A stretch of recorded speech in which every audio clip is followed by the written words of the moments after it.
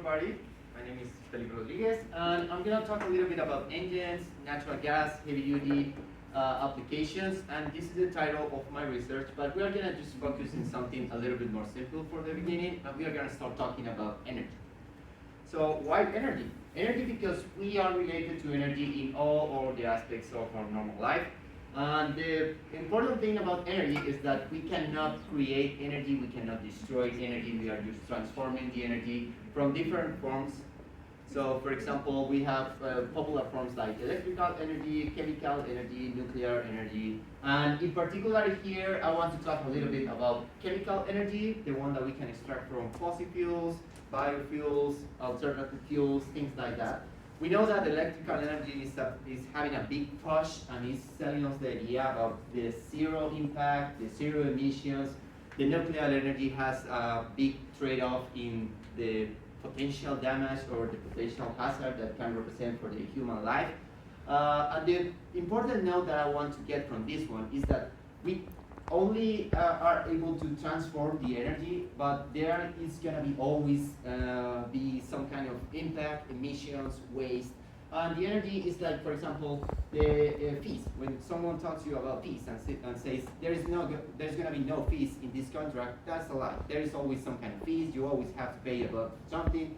That is the same for interest rate. You always ended up paying something. So we always have to deal with trade-offs. Dealing with those trade-offs, there comes the natural gas and the transportation sector. That is the one that we want to focus today. So we have these two graphs here, and in particular we want to look at this trend of the growth in use of natural gas. So we have been told that with the introduction of new technologies, we are going to get rid of many of the traditional energy sources, in particular, for example, petroleum-based, natural gas, things like that. But we can see in the graph that by 2050, we expect that we are almost 150% of the use of natural gas that we were in the 1990. And this energy consumption is going to be pushed for things like, for example, the transportation. So let me get my pointer here so I can show you here. So transportation sector is going to grow, and the growing in transportation is going to involve different kinds of technologies. So for sure, we are going to have some kind of very innovative source of energy, fuel cells, hydrogen, things like that. We are going to extract more energy, for example, for really clean sources like wind.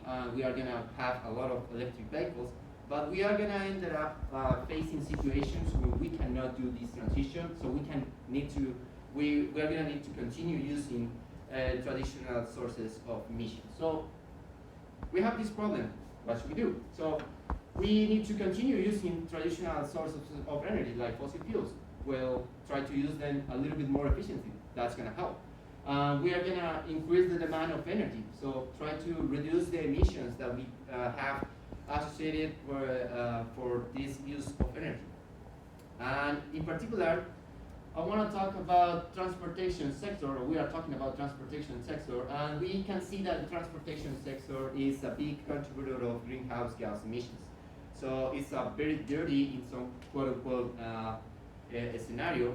And to give a little bit of background, we have three beautiful cities here. So we have Bogota, we have Sao Paulo, we have Delhi. They are polluted, and as Tolu, my partners showed last time, all of the big cities in the world are facing these kinds of problems. And I pointed out this because electrification and new technologies come, but they used to land first in big cities or for rich countries, like for example Denver. But it's going to take way more time for this city. Maybe it's never going to be feasible in this city for many other conditions. So we need to improve the thing. So in particular, we propose that we are gonna promote the use of natural gas in on-road applications, particularly talking about heavy-duty engines. And why we want to use natural gas? Why? So we want to use natural gas because the main component of natural gas is methane. So we were talking previously about methane that is very harmful, but it turns out that methane it's very interesting because it's the cleanest fuel to burn.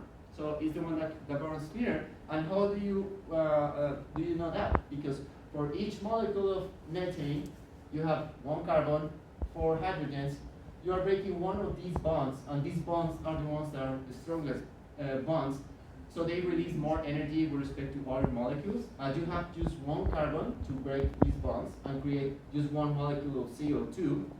And the trade-off in greenhouse emissions is way less than other types of fuels. So for example, if we talk about, I don't want to name other fuels, usually they are like C3H8, for example, like a gasoline. So you have 3 molecules of carbon, so you are going to end up producing 3 molecules of CO2.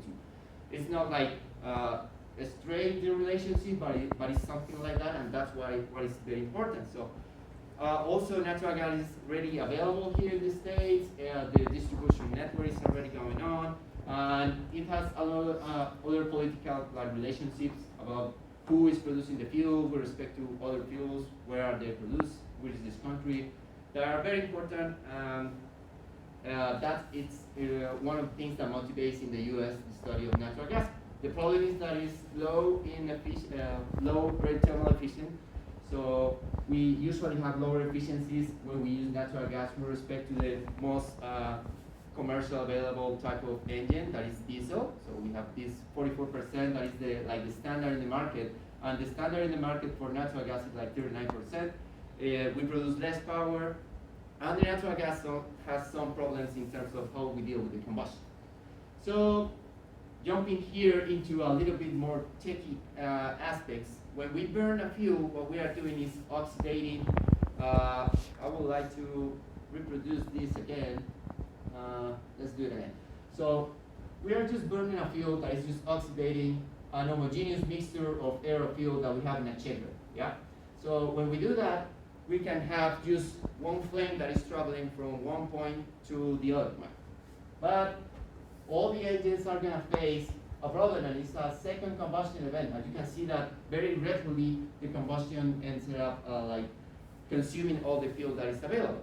So we call this NOx. This is the real enemy of the efficiency when you talk about natural gas engines.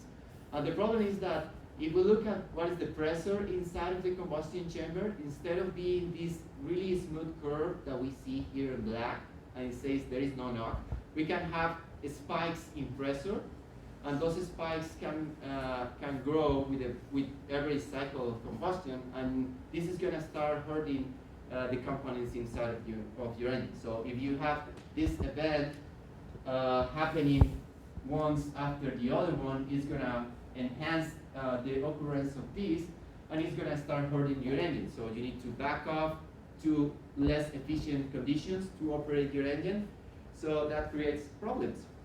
So we designed a test cell. This test cell is using commercially available hardware that is designed to be run in diesel. And we did a bunch of testing different kinds of components in order to extract more efficient from natural gas. And we ended up getting results that achieved higher efficiency than the diesel engine. How we did that?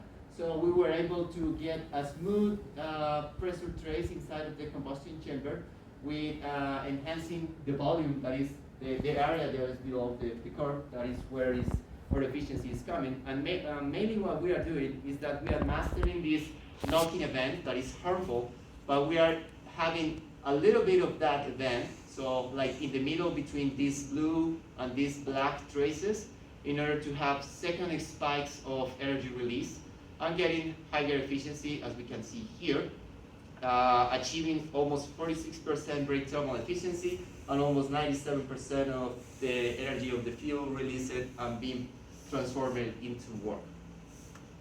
Thank you.